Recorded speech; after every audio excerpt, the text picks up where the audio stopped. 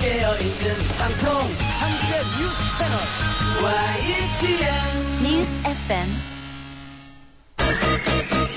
전원책과 함께하는 출근길 시사 프로그램 출발 새아침.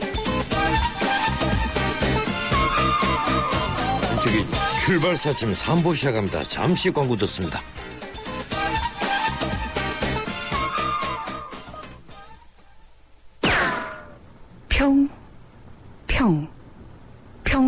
평 LTA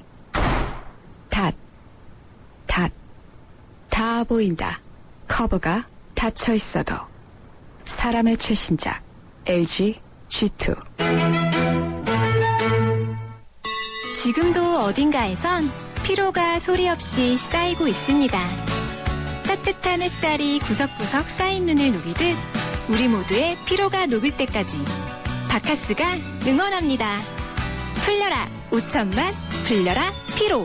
대한민국 피로회복제 바카스. 1층 없는 2층은 없고 철길 없는 기차 없으며 스승 없인 제자도 없습니다. 세상은 저마다의 베이스가 있습니다. 세상에 베이스가 되다. 포스코.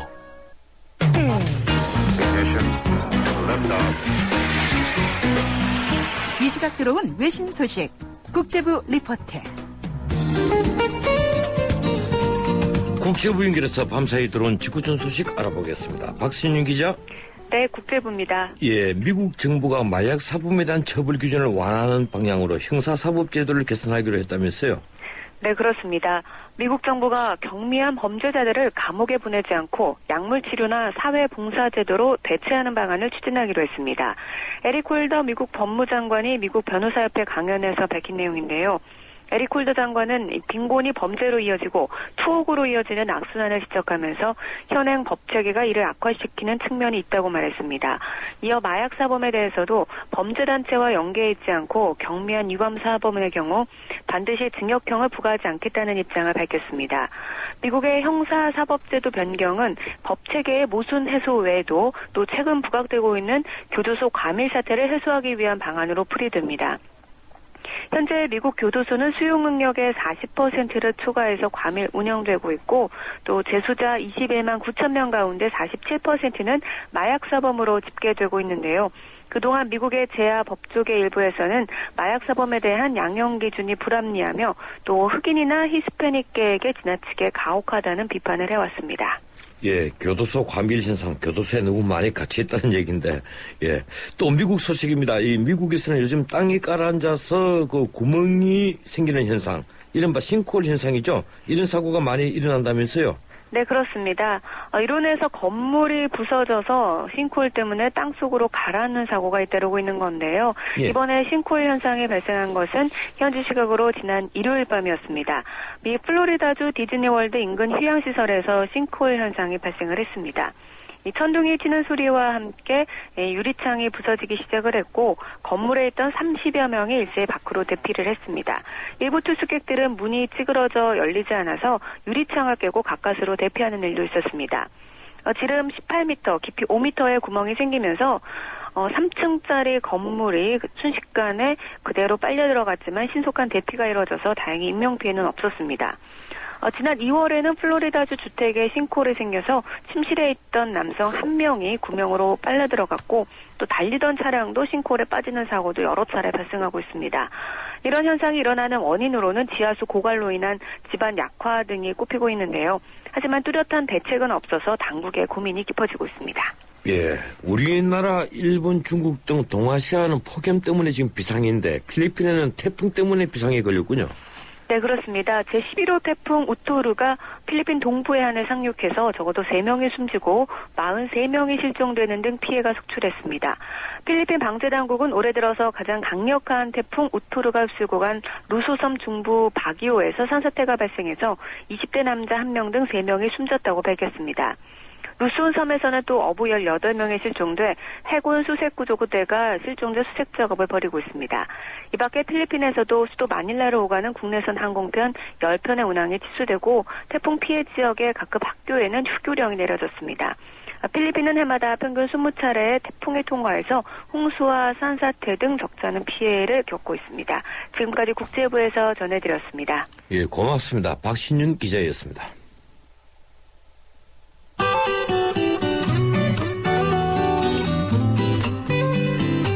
출발 새 아침 교통정보입니다. 한남대교 위에 사고가 처리되지 않고 있습니다. 지금도 남단에서 북단 쪽으로 중간 지점에 승합차와 승용차 간 추돌 사고가 있었는데요. 아직 처리가 되지 않고 있어서 이 부분 정체를 빚고 있습니다. 또 앞서 강변북로 구리 쪽으로 양화대교 부근에 있었던 고장차는 처리가 끝났습니다. 하지만 여파가 남아있기 때문에 가양대교부터 밀리고 있고요. 이 지점을 지나서도 계속해서 동작대교까지는 속도 내기 어렵습니다. 서부간선도로 신정교에서 오목교 구간 양방면 더딘 흐름 보이고 있고요. 성산로가 성산 2교에서 마포구청역까지는 양방면 답답한 흐름 보이고 있습니다. 외곽도로 중에는 경부고속도로 서울 쪽으로 양재에서 서초 구간, 반대쪽 한남에서 서초 구간 4km 정도씩 정체되고 있고요. 서울 외곽순환고속도로가 판교에서 구리 쪽으로 서운분기점에서 송내, 조남분기점에서 수암터널, 하기분기점에서 청계터널 구간 각각 속도를 줄이고 있습니다. 반대쪽으로는 장수에서 중동, 노오지 분기점에서 김포요금소, 남양주에서 상일, 서하남 부근에서 각각 막힙니다. 지금까지 출발 새 아침 교통정보 유보연이었습니다.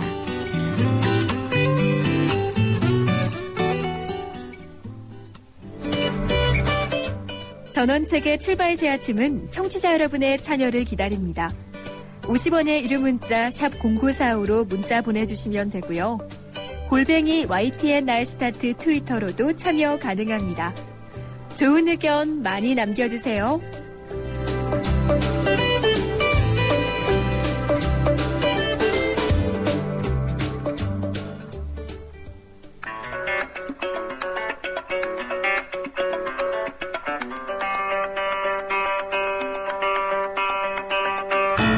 하재근의 문화로 읽는 세상.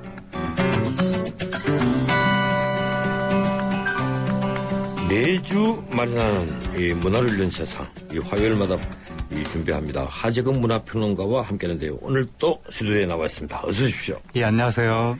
예, 이번 주 주제가 음원사재기죠? 네, 그렇습니다. 예, 어제 나온 뉴스인데 검찰이 최근 불거진 음원사재기 논란과 관련해서 대형 연예기획사들이 고발사건 수사에 착수했죠? 네, 어떤 그렇습니다. 내용입니까? 이게 이제 최근에 우리나라 대형 기획사들인 SM, YG, JYP, 스타제국 이런 기획사들이 지금 시장에서 음원 사재기라는 이름으로 이 차트를 조작하는 그런 일들이 굉장히 비일비재하게 일어나고 있기 때문에 이것을 좀 수사해서 밝혀달라라고 고발한 사건입니다. 이제 업무방해죄, 공정거래법 위반 이런 죄목으로 수사를 하던데 네. 이 음원사재기를 그러면 고발한 곳은 SM, YG, JYP 같은 대형 연예기획사 네 곳이고 네. 비고발인은 누굽니까? 누군가가 하고 있다는 거죠. 그걸 좀 수사를 해서 밝혀서 이런 일을 좀 근절해달라. 이 얘기가 한 2년 전서부터 나왔었는데 이번에 좀 너무 문제가 골맞다라고 해서 대형 기획사가 공식적으로 이 문제를 제기한 것 같습니다. 예, 우선 음원 사재기를 하는 이유가 뭐죠? 음원 사재기를 하는 이유는 음원 차트에 영향을 미치기 위해서죠. 그 음원 차트가 이제 다운로드하고 스트리밍 서비스. 그러니까 스트리밍 서비스는 뭐냐면 그 해당 곡을 직접 내 컴퓨터로 내려 받는 거는 다운로드고 그리고 그 음원 사이트 내에서 다운로드를 받지 않고 그냥 노래를 듣기만 하는 거. 이게 이제 스트리밍 서비스인데 주로 다운로드보다는 스트리밍 서비스를 인위적으로 굉장히 많이 받는 방식으로 그러니까 한 4분 정도 되는 노래 한 곡을 하루 종일 24시간 내내 틀어봐야 300-400회 정도밖에 못 트는데 이걸 거의 1000번, 10,000번씩 트는 사례가 나타나고 있다는 겁니다. 그러니까 그런 식으로 인위적으로 이제 스트리밍 서비스를 굉장히 많이 받아서 자기 노래를 음원 차트의 탑10 안에 상위권에 올리려는 목적으로 이제 음원 사재기를 하는 거죠.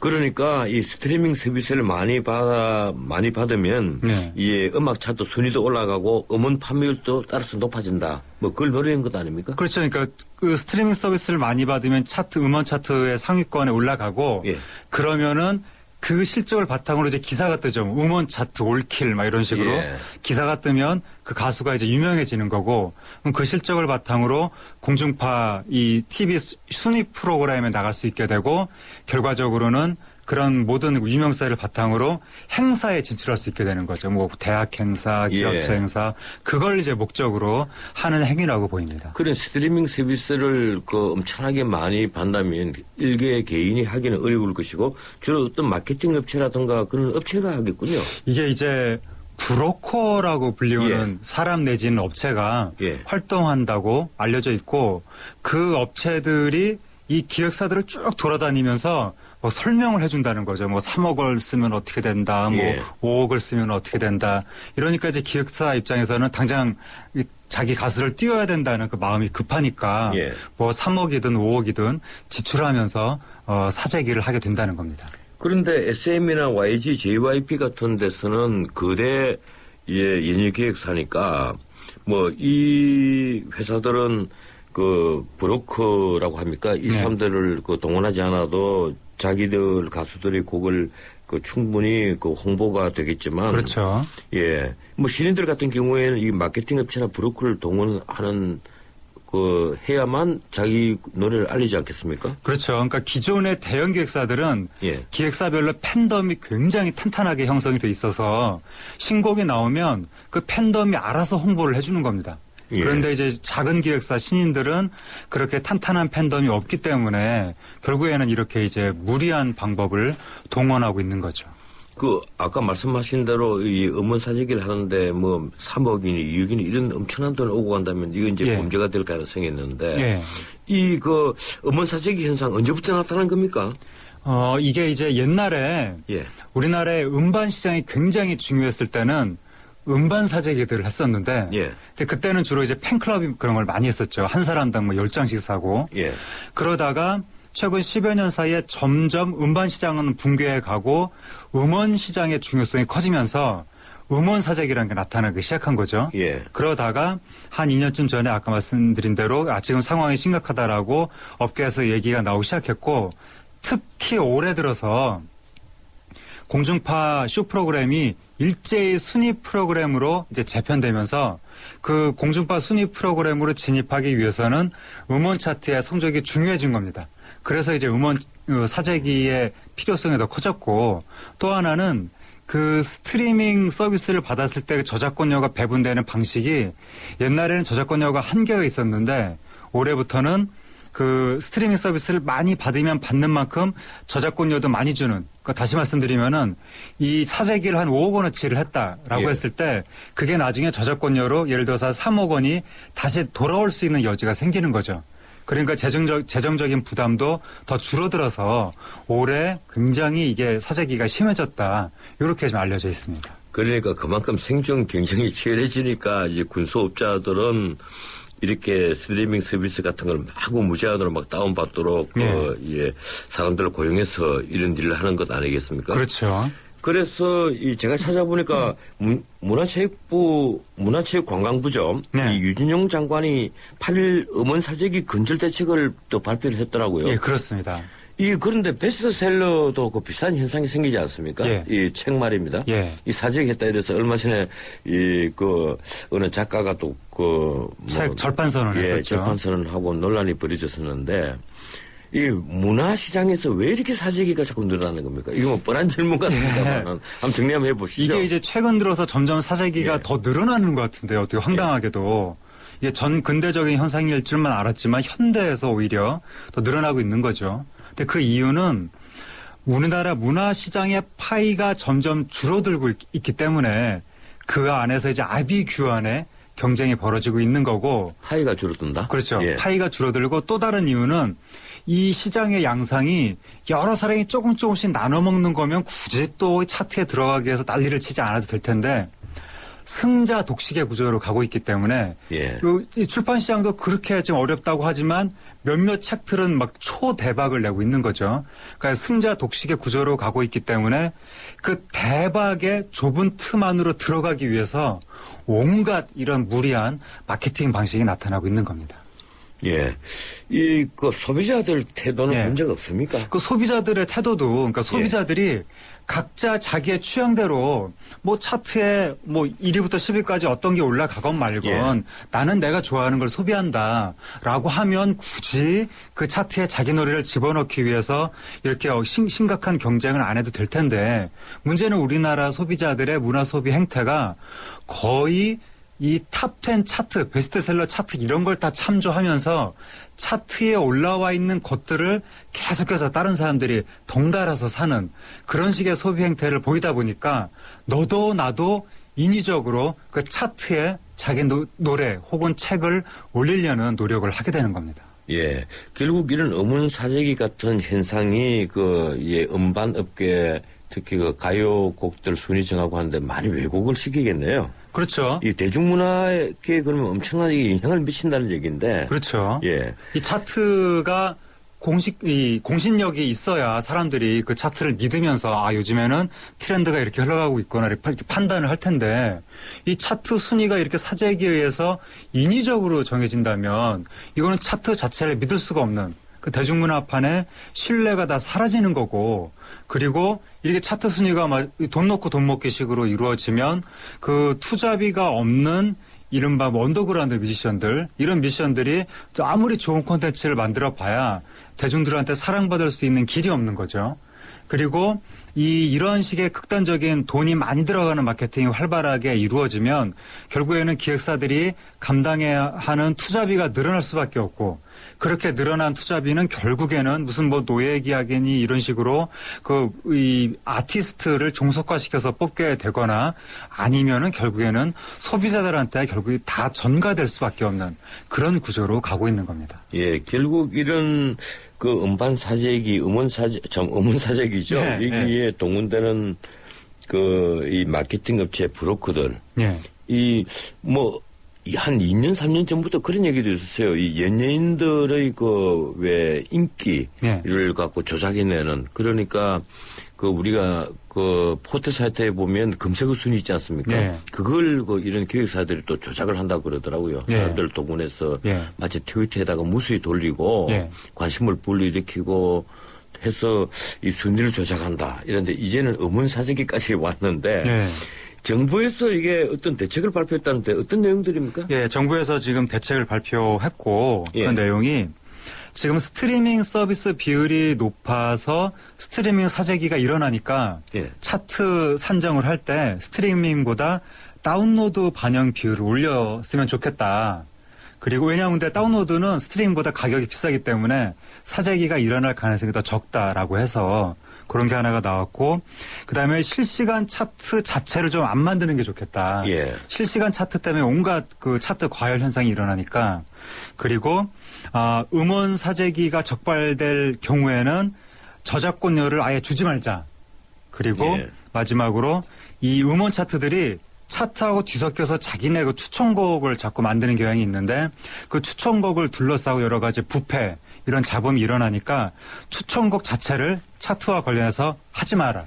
이런 식의 방안들이 지금 나왔습니다. 가장 중요한 것은 우선 예능 프로그램 방송하는 방송국에서 이 음원 사재기에 휘둘리지 않아야 되는 것 아닙니까? 그렇죠. 이 순위 프로그램에서 음원 차트 비율을 너무 높게 적용을 하게 되면 결국에는 사재기 때문에 방송 프로 순위까지도 좌지우지하게 되니까 방송 프로그램이 좀 더 이렇게 현명하게 대처를 해야 될 것 같은데 근데 문제는 지금 우리나라 대중음악 시장이 거의 가장 중요한 게 음원 차트가 됐기 때문에 방송국 입장에서는 음원 차트를 중요하게 참조 안 하기도 어려운 이러지도 못하고 저러지도 못하는 그런 상황입니다. 예, 그렇군요. 이 정부 대책이 실효성이 있다고 보십니까? 이게 지금 정부 이 방안이 업계에서 먼저 조금 이 자율적인 합의가 이루어졌으면 좋겠다라는 게 전제 조건입니다.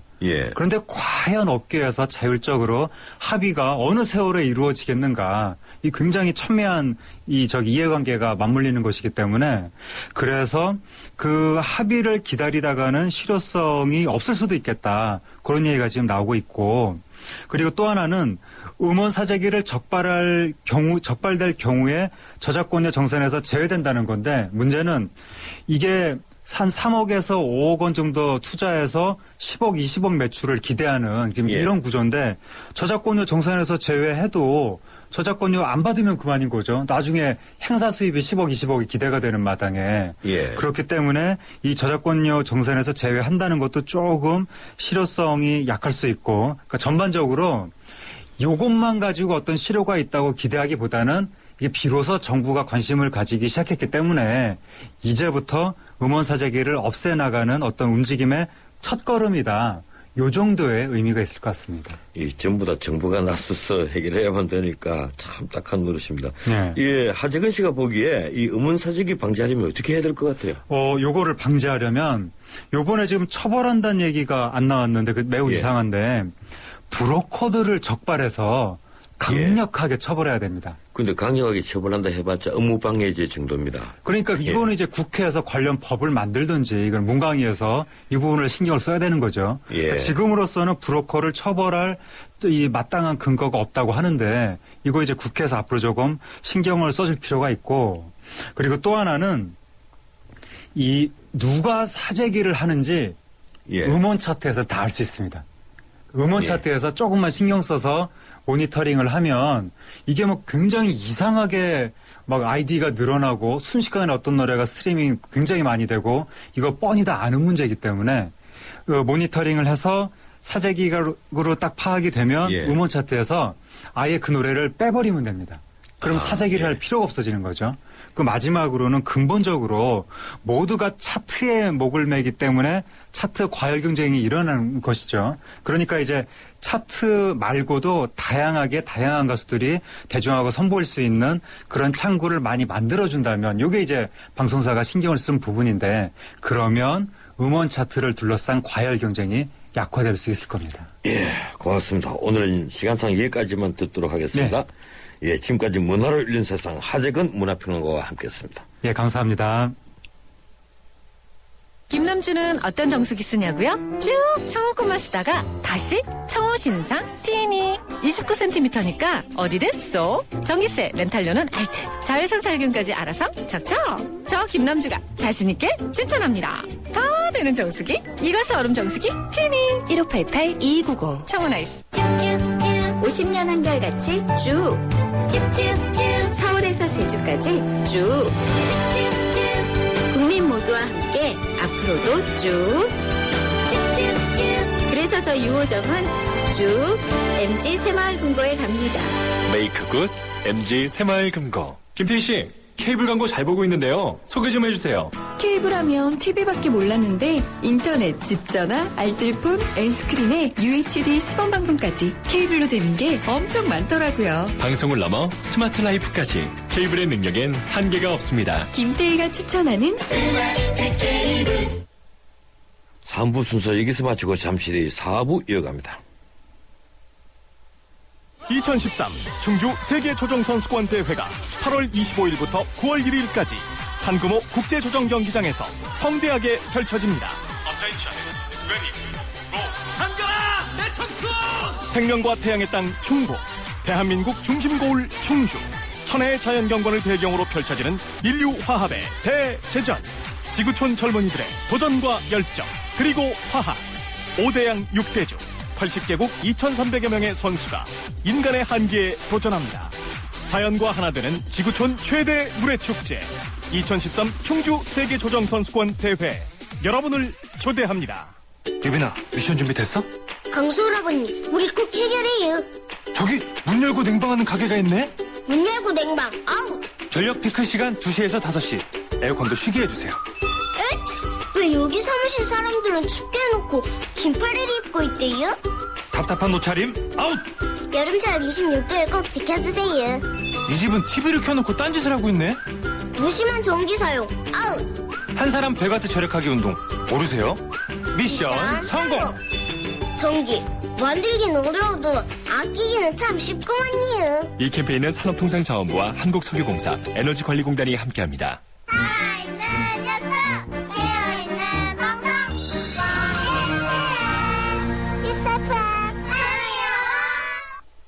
예, 전원책의 출발사침 4부 순서 시작합니다. 잠시 광고 듣습니다. 튼튼한 타이어 들어간 금호 타이어 금호 튼튼한 타이어 들어간 금호 타이어 금호 언제나 오래오래 들어간 금호 타이어 튼튼한 트럭 타이어 금호 타이어 매장에서 신제품 RA50을 찾으세요. 잠은 인생의 사치라던 에디슨. 하지만 그의 열정을 지켜준 것도 깊은 잠이었습니다. 짧게 자도 깊고 편안하게. 시대의 리더와 함께한 시몬스. 당신의 인생과 함께합니다. 흔들리지 않는 편안함. 시몬스. SK 이노베이션의 전공은 묻는 겁니다. 석유 안 나면 석유 수출 못해? 자원 없으면 자원 강국 안 돼? 이 질문에서 53조 수출과 16개국 자원 개발이 시작됐죠. 물음이 있는 곳에 이노베이션이 있다. SK 이노베이션.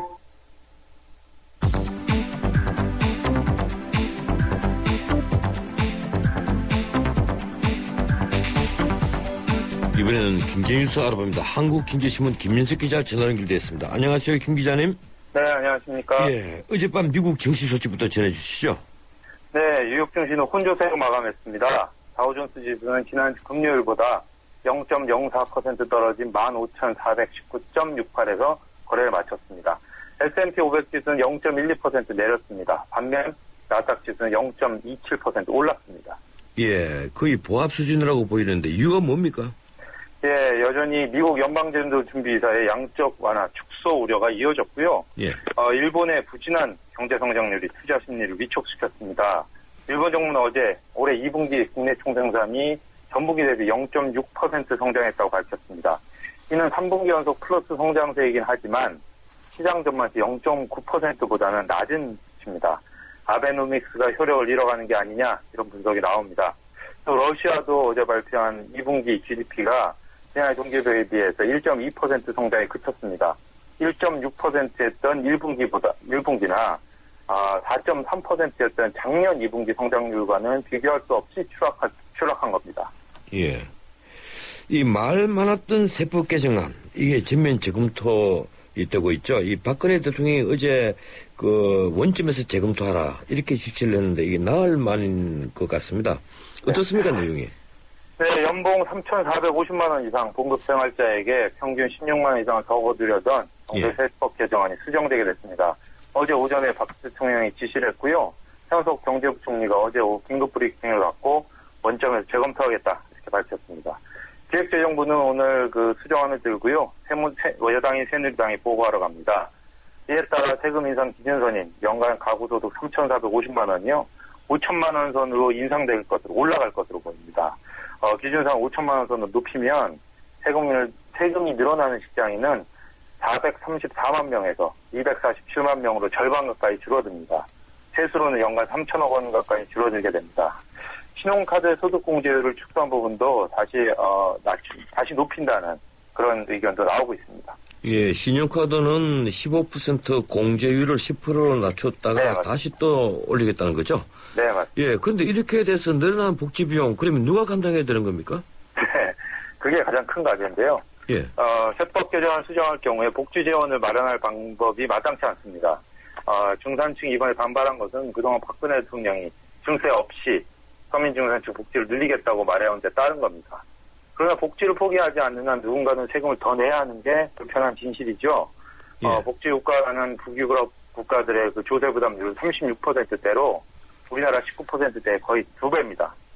중산층이 세금을 더 내지 않으면 결국 부자와 대기업만 더 내라는 얘기인데 지금도 이미 법인세는 상위 1% 대기업이 86%를 부담하고 있고요. 근로소득세는 상위 20%, 85%를 내고 있습니다. 이들에게서 얼마 더 거둘 수 있겠습니까? 게다가 그 경기 불황으로 대기업 이익도 줄어들면서 올해 상반기 거둔 세금이 3년 만에 최저치를 기록한 것으로 나타났습니다. 민주당 안민석 의원은 국세청으로부터 제출받은 상반기 세수 결산자를 분석한 결과 올해 상반기 세수 실적이 92조 1,877억 원으로 지난해 같은 기간보다 9.3% 덜 거쳤다고 밝혔습니다. 예. 이는 2011년 상반기 95조 원, 또 작년 상반기에 101조 원보다 적은 수치입니다. 세수 감소는 법인세와 부가세에서 두드러졌는데요. 결국 기업 이익이 줄어들고 또 소비도 줄었다는 얘기입니다. 예, 그렇군요. 지금 아까 말씀하신 근로소득세 상위 20%가 85%를 내고 있다. 또 제가 찾아보니까 상위 10%가 68%를 내고 있더라고요. 예. 결국 이게 고소득자에게 자꾸 더 부담 지우는 것도 솔직히 저는 고소득자가 아니니까 제가 드릴 수 있는 얘기인데 민망한 거거든요. 조금 더 내라, 당신들이 더 내라 하는 것도 한계가 있는 것처럼 보입니다. 예, 또 다른 뉴스 어떤 게 있습니까? 네? 또 다른 뉴스가 어떤 게 있습니까? 예. 국내 대기업들의 노동 생산성이 점점 떨어지고 있습니다. 왜냐하면 국내 공장에 근무하는 생산직 근로자들 나이가 급속히 많아지고 있었답니다. 고용노동부에 따르면 지난해 말 국내 근로자의 평균을 39.9세로 올해 말이면 40대에 진입할 것이 확실시되고 있습니다. 37세, 38세로 오르는데 5년 걸렸는데요. 38세, 39세는 2년 만에 도달할 정도로 속도가 붙었기 때문입니다. 특히 섬유, 철강, 조선업종 등의 근로자 평균 나이는 이미 42세에 달합니다. 예. SK 종합화학의 생산직 평균 연령은 48세라고 하고요. 현대중공업은 45세라고 합니다. 예, 나이가 계속 늘어나는군요. 이 젊은이들이 공장 일을 기피해서입니까? 왜 그렇습니까? 네, 그게 가장 큰 원인입니다. 젊은이들이 수도권이 아닌 지방근무, 또 힘든 육체 노동을 해야 하는 공장 근무를 꺼리는 게 가장 큰 원인이고요. 또 각종 노동 규제, 잘못된 노사 문화 등으로 기업들이 국내 신규 채용을 줄이고 생산 라인을 해외로 옮기고 있는 것도 한 요인으로 풀이됩니다. 전문가들은 생산 현장의 이런 급속한 노령화를 계속 방치하면 산업 전체가 활력을 잃어버린 일본의 전철을 밟을 수 있지 않을까 이렇게 지적하고 있습니다. 예, 오늘은 시간상 여기까지만 듣도록 하겠습니다. 고맙습니다. 네, 고맙습니다. 예, 지금까지 한국경제신문 김현석 기자였습니다. 뉴스의 차감 온도를 높여드립니다.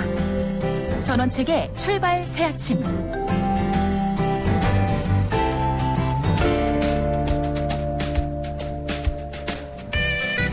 전국적인 폭염이 계속되면서 전력 수급에 비상에 걸렸습니다. 어제는 최악의 전력난이 예상됐으나 다행히도 국민들이 200만 킬로와트를 자발적으로 질전해서 한 고비를 넘겼습니다.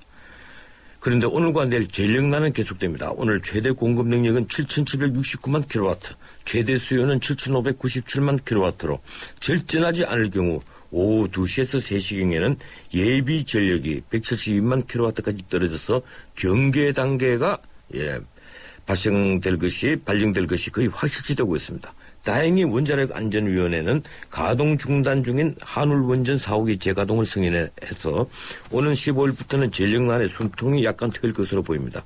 그렇게 되면 중단된 운전은 신고리 1, 2호기를 비롯해서 5기로 줄어듭니다. 전력난 어느 정도로 심각하고 어떤 대책이 마련되어 있는지 서울대학교 원자핵공학과 서균일 교수 전화로 연결해서 알아봅니다. 서 교수님 안녕하세요. 네, 안녕하세요. 예, 윤상직 산업통상부 장관이 지난 8일 전력 수급이 막다른 골목에 와 있다. 이렇게 대국민 호소문을 발표했습니다. 이 정부에서 내일까지 공공기관이 냉방기 가동 전면 금지시켰는데요. 공공기관 실내온도 28도, 민간 건물 26도 이렇게 유지를 하도록 했습니다. 가히 사상 최악의 전력난인데 현재 상황 어느 정도로 심각한 겁니까? 네, 지금 보면은 거의 81년 만에 최악이라고 하는데요. 예. 이제 문제는 이게 되풀이 된다는 것이죠. 연중 행사도 아니고 반연중 행사. 그러니까 여름에 한 번, 겨울에 오는 이거를 이제 근본적으로 해결하지는 안 될 시점에 된 것 같아요. 언제까지나 아껴라 할 수는 없지 않습니까? 예. 그래서 결국 이제 수요 대책 문제, 기타 전력 관리 문제 이거를 총체적으로 봐야 될 시점이 이런 것 같습니다. 예. 어제 오후에 공급 능력 7,743만 킬로와트에 최대 수요 7,303만 킬로와트까지 접근을 했더라고요. 그래서 이 전력 예비율이 6% 440만 킬로와트 떨어졌다.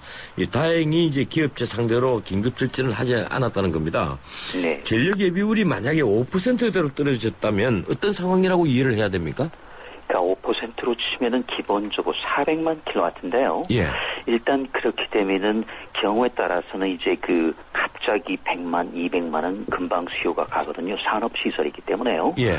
그러면은 결국은 이제 의료 대란 또는 교통 대란, 전력 대란까지 이어지게 되는 것이죠. 이게 소위 우리가 우려하는 대정전, 블랙아웃이고 현재 진행형이라고 보시면 되죠. 예. 그러면 지금 5%대로 떨어지면 준비 단계에서 관심 단계에 반영이 되겠군요. 그렇습니다. 이제 400만 정도가 될 테니까요. 그때부터는 이제 여차하면은 그 순환 단전에 들어가게 되고, 이제 국민 여러분께서도 정말로 그 인터넷도 그렇고, 이제 이동전화도 그렇고, 이제 그 경계 단계, 국민 자신도 경계 단계에 들어가야 되겠죠. 지금도 저도 모든 걸 끄고 있지만요. 예, 경계 단계면 이제 예비 전력이 그 200만 킬로와트 이하인데, 네. 예, 그때 되면 사실은 그 우리 국민들 협조를 해주지 않으면 국가 전체가 위험하다 이런 얘기가 되겠군요. 그렇습니다. 그러니까 국가 자체적으로는 더 이상 방어할 수 없는 능력이 없어지게 되는 것이고요. 아시다시피 그 화력 발전도 그렇고 원전도 그렇고 현재 그 피로감이 굉장히 짙습니다. 그래서 경우에 따라서는 또 정시 소위 그 불시 정지가 생길 수도 있겠죠. 그렇게 되면 아주 치명적인 상황이 되는 것이고, 이게 이제 그 재작년이죠. 9월 15일 그 대정전의 전조곡이 될 수가 있는 것이죠. 예, 언론에서 지금 블랙아웃 이러는데, 블랙아웃 도대체 어떤 상태입니까? 말 그대로 밤에 찍으면요, 불빛이 있다가 까맣게 사라지는 겁니다. 사실 미국 동부에서 그런 적이 있었지 않습니까? 그런 것처럼 이제 대정전이 되는데, 아까 말씀드린 것처럼 전력이 끊어지게 되니까, 예를 들어서 엘리베이터에 갇혀있는 사람이 생기기 시작하고요. 응급실에 불이 나가면 어떻게 되겠습니까?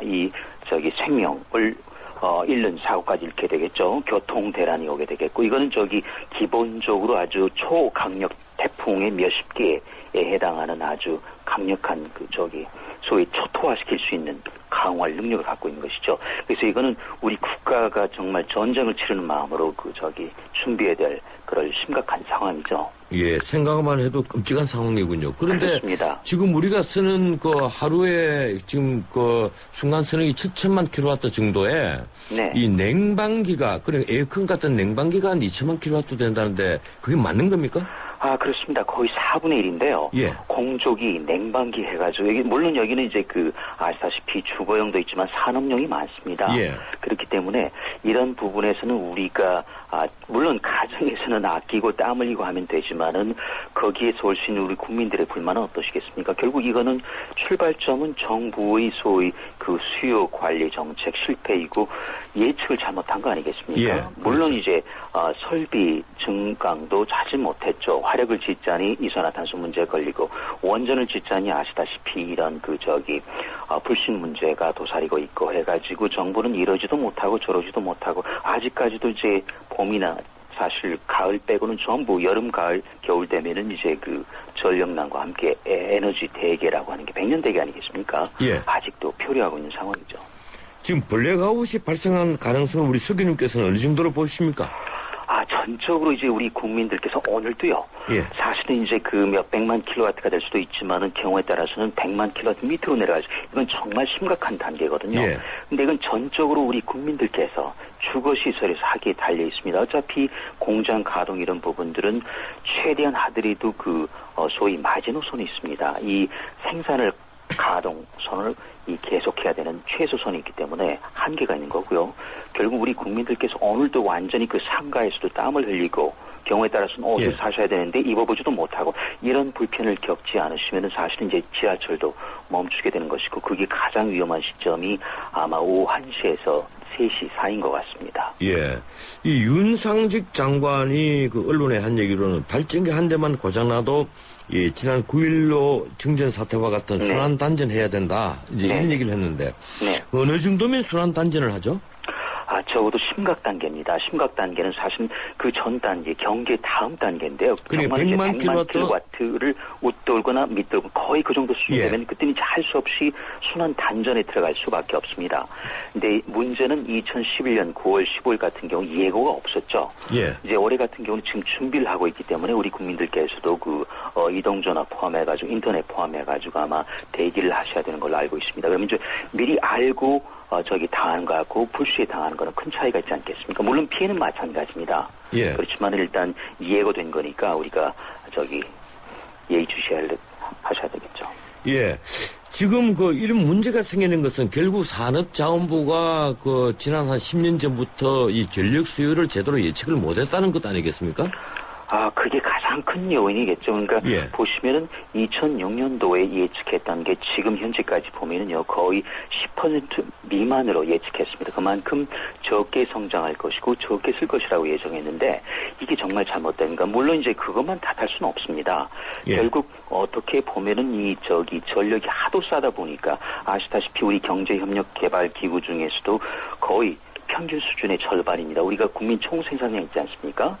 전력 소비량 보면은 가장 높습니다. 그러다 보니까 물론 우리 가정에서도 쓰시지만 펑펑 쓰진 않습니다. 문제는 산업시설에서 굉장히 무제한적으로 쓰기 시작한 거죠. 그러니까 자꾸 이 경제 발전보다도 그 산업 수요 쪽이 늘어난 것이고 거기에서 이제 수요가 빛나는 것이고 그러자니 증설을 해야 되는데 화력도 짓기 힘들죠. 원전 아시다시피 힘들죠. 신재생은 아직 더디죠. 이렇게 하다 보니까 3중고, 4중고에 부딪힌 겁니다. 그러니까 결국은 이거는 이제 정부의 탓으로 돌리긴 해야 되겠죠. 결국 우리 소비자 입장에 있어서는 산업용 전기, 상업용 전기가 주택용, 가정용 전기에 비해서 너무 값싸기 때문에 낭비가 심하다 이제 이런 얘기가 되는데요. 낭비까지는 아니지만 과용은 사실입니다. 솔직히 말씀드려서 이 편의점 같은 데 보면 대낮에도 이 전등을 엄청나게 많이 사용을 하고 있거든요. 그렇습니다. 그런 부분은 사실 우리가 줄일 수 있는 부분이고요. 어제도 아시다시피 200만 킬로와트면 원전 2개입니다. 그런데 그렇게 하려면 정말 땀을 흘린 것이고요. 우리가 하루 이틀은 되지만은 그걸 어떻게 그 매 여름마다, 매 겨울마다 이 강요할 수 있겠습니까? 그래서 이거는 미봉책이라는 거죠. 이 보도를 보면 모든 비상대책수단을 동원해도 예비 전력 경계가 발령될 가능성이 좀 높다 이렇게 되고 있습니다. 근본적으로는 산업부에서 장기 전력 수급 계획을 이제 새로 만들어야 되지 않겠습니까? 네. 지금 국가에너지 기본 계획도 있고 전력 수급 계획도 짜고 있지만은요.